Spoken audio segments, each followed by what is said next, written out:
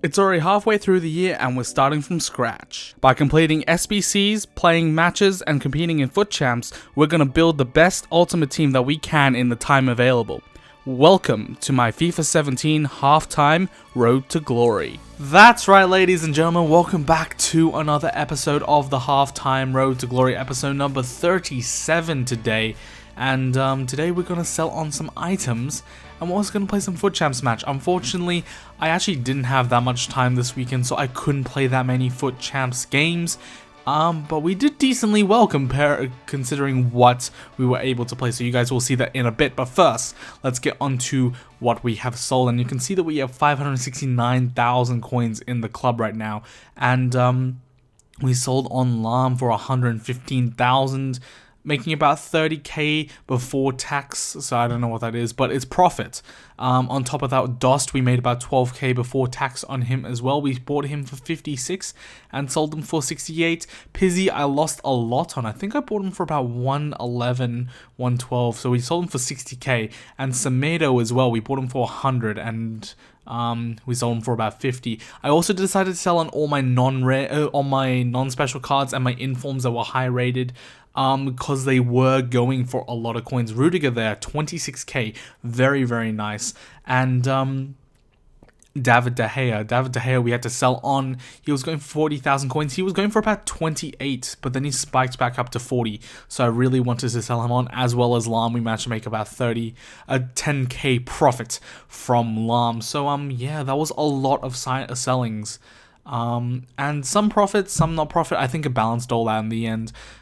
And yeah, unfortunately that does mean De Gea is going to leave the team, but we have Jack Butland now. And I was thinking about this, and the keeper's not really a big issue in this game. If you can defend with your defenders, everyone knows the overpowered shots. So if you can defend your defenders, you should be alright. So I was happy to put Jack Butland in, but as you can see on the screen, we only had 20 hours left when we started the weekend league, and this was a bit uncharacteristic. I was actually very busy for this entire weekend, so I did not have time to play the game. So I played as many as I could, and that resulted in about 18 games being played, and you'll see the results for it afterwards. But I do want to address a comment by one of my subscribers. He's been commenting on every single video. Hands down to you, man. And that subscriber's name is Tom Riddle. I will put the comment on the screen for you guys to read. And he says, do you have any attacking tips for attacking? And this is a very, very hard topic to talk about, and I've told him that I am going to speak about this, and I am going to speak about this obviously in this video, but I have given him a bunch of stuff, so you can go check out that video. It's about 2 days ago. You can see the comment that I left, but it's very, very hard to suggest tips because everyone has a very different attacking style of play, and this might be a bit of a rambly part of the thing. So if you're not really interested in attacking tips or what my opinion is on it, you can skip ahead to the later parts, or you can just watch the gameplay, put on mute, whatever you want to do. Anyway, guys, let's get into it. So the problem with it is that I feel like so many players have so many different styles of attacking play that it's hard for me to judge what you should do in order to better yourself. What I would say is you should learn OP meta tactics for that year and for all of FIFAs. Like, for example, this year, the low dribblings are very, very effective. The shielding is very, very effective. Last year, the no-touch dribble was very, very effective. And whatever they add new into FIFA, they probably usually don't test it as well. So that's why you find the new additions. And I'm expecting next year dribbling to be very effective once again, with the different dribbling styles and explosive dribbling, all that sort of stuff EA have been showing us, as well as crossing. I'm scared for crossing next year because I know a lot of players that just run down the wings and whip in balls, and that is what is going to happen next year in FIFA. I have a feeling. But yeah, you do have to try and find out what was meta this year in FIFA and apply it to your gameplay. And that's why it's very, very important to, when you start to play FIFA, FIFA 18, play as much as the game as you can. Like, honestly, just get used to how the game feels, how the players move, and of course you can be building up your ultimate team as you go. That's what I'm going to be doing on this channel, Road to Glory. It's going to be absolutely awesome. But on top of that, you do want to learn the meta tactics that are good for every single FIFA. So that includes your LT, RT dribbles, your back rolls, drawbacks, all that sort of stuff, body feints, ball rolls, all that sort of stuff. All the basic overpowered skill moves you definitely want to be utilizing, and learn them and be able to play them in not a predictive way. How many times have I seen someone running down the wing and they do a Berber spin straight into the middle? It's the most predictive move, and a lot of people fall for that trap. Now the other problem about talking about attacking tips. Now I've given you like suggestions for what you guys can try and implement into your play, but often where people fail when they attack is just not looking at the simplistic pass. So what I would suggest is potentially go back, watch your clips, watch where you're making your mistakes. By the way, what a finesse shot from Lukaku. They're absolutely amazing player. But as I was saying, go back and watch your clips, watch the replays, watch the highlights, and see where are you going wrong. Was there an open pass in the middle? Obviously, everyone, 2 years ago, everyone was like, oh man, don't play sweaty. Right there, sweaty goal, I don't care, it's foot champs. No one cares about whether or not you play sweaty anymore or not. It is all about the wins and where you finish in foot champs, and that is important. So if there is an easy pass, do the easy sweaty pass. Who cares? It's gonna give you an easy goal.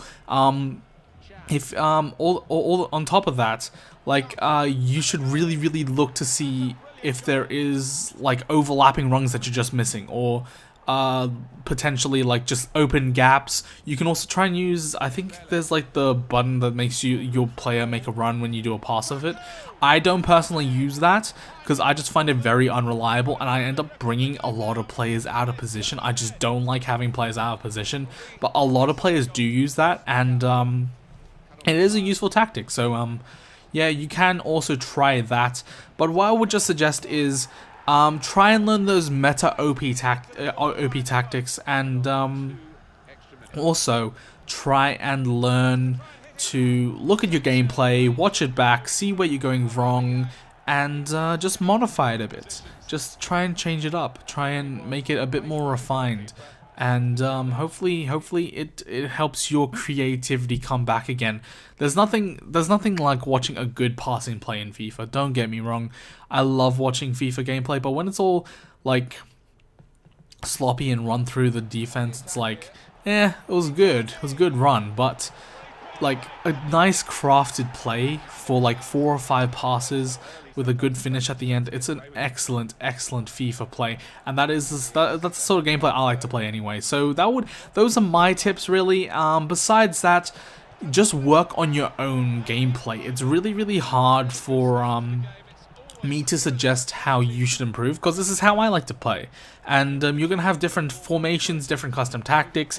Don't listen to someone's other opinions about how you should play.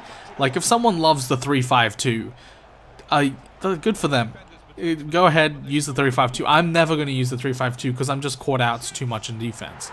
So, go ahead and try and develop your own tactics, and hopefully, yeah, you'll just develop your gameplay as you go, and just get a better player. But as I say, oh wow, my voice there was absolutely dying. But as I say, when FIFA 18 comes around, definitely get the game as early as you can and start playing the crap out of it.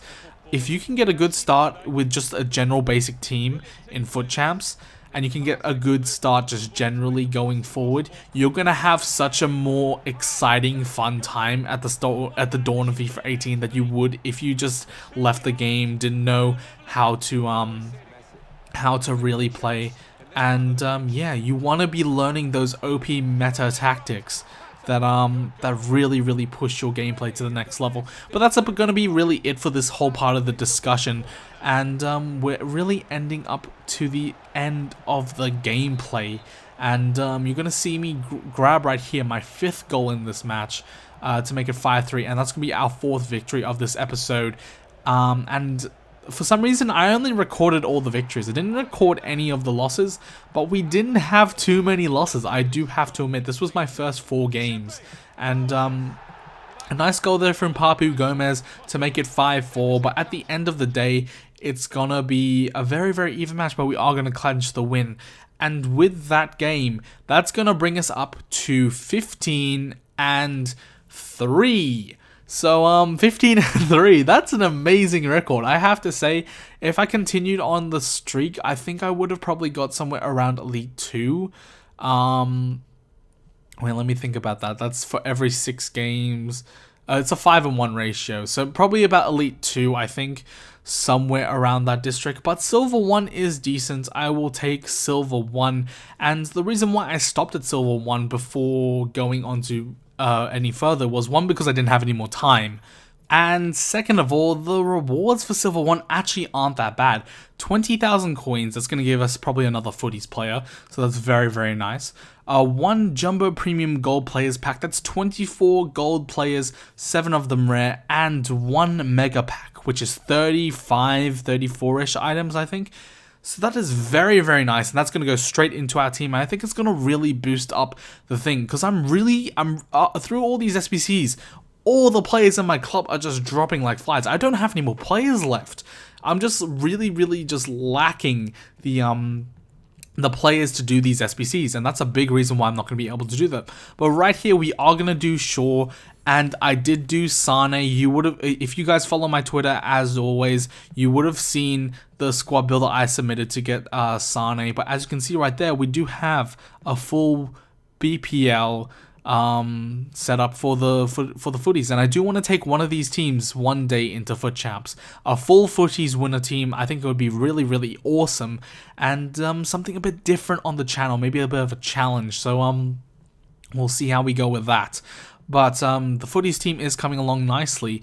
But let's talk a bit about the other SBCs and why did I sell on everything? Because you guys would have recognized and realized that I was going to use a lot of this to complete Francesco Totti. And you see that right there, I actually had De Rossi in there right there. And with Dost, and that's regular Philip Lahm, and with everything else, and I've lost a bit here on Giuliano, but with everything else, I could have completed Francesco Totti. But then I realized to myself, where's he going to fit in my team? Let's be realistic here. I have pretty much everything I want. I don't need Francesco Totti. I don't need anything else really. And the only real place I could upgrade is Ronaldo, maybe, to a better version of Ronaldo or Pogba or Kyle Walker. So besides that, there's not much I really need to upgrade. So I'm not going to be doing any of these Footmas cards. They don't really intrigue me. A lot of my players already are better than these Footmas cards. I have 86 Emre Can, who's better than Dembele, I'm pretty sure. I have that Hazard, and the Hazard's pretty nice, but Son's doing a good job, and I prefer the Team of the Season Hazard. Sterling has a footies nomination, so I'm definitely not going to be doing him. De Rossi, again, actually he's pretty cheap. I might end up doing De Rossi, but a lot of these players are just not worth it in my opinion. Ibrahimovic, we have Lukaku untradeable, and the thing is, I'm going to submit up to maybe 100, 200,000 coins worth of players. And I'm going to get an untradeable player. At this point in FIFA, I think it's just more worth it to hold on to the coins. Obviously, I want to do a footies Foot Champs, so I want to bring that to you guys. And Steven Gerrard, this was most interesting, but if you put a shadow on him, he's pretty much a hamshake card, but he has 83 stamina. I know his card looks super nice, but he's gonna be untradeable, and that was the real issue for me. And Lampard only has 72 stamina, so that's even worse, and he has pretty bad agility as well. So I just wish that these cards had a lot better stamina. Lam actually has 99, so that's why he's still in my team, but everyone else doesn't have really that amazing stamina. And for that reason, I'm just not going to be doing the SBCs. So I think from here on outwards, I'll do the Footies nomination SBCs, and I'll do as many of the SBCs as I can. The marquee matchups wasn't worth it for me because it's 50,000 coins for like 4 rare gold packs. I really need the coins right now. Well, the players right now. So I'm not going to be submitting 11 players per for only like 3 or 4 back. So it was for those reasons why I didn't decide to do any more of those SBCs. But that is pretty much the final team on the screen there. And I don't know really where to improve this. Striker Ronaldo, yes, that would be an amazing card, an amazing upgrade. Same with Paul Pogba, better version of Walker, or even like a Bellerin or something. We obviously haven't got the right back Footies version yet. So that's going to be very interesting. But besides that, we have a 5-to-1 win ratio, and we're doing very well in FUT Champs. I don't think there's that much more to upgrade. But that's going to be it for this episode, guys. Hopefully you did enjoy it. Next episode, we are going to be going into that daily knockout tournament to try and win a Scream player. But that's going to be it for this episode. So hopefully you did enjoy. Don't forget to drop a thumbs up, leave a comment down below, and subscribe as always. We're edging closer to the 50 mark, which is pretty nice. I have to give you guys a round of applause for that. But until next time, guys, I will see you guys in the next episode. Thank you so much for watching.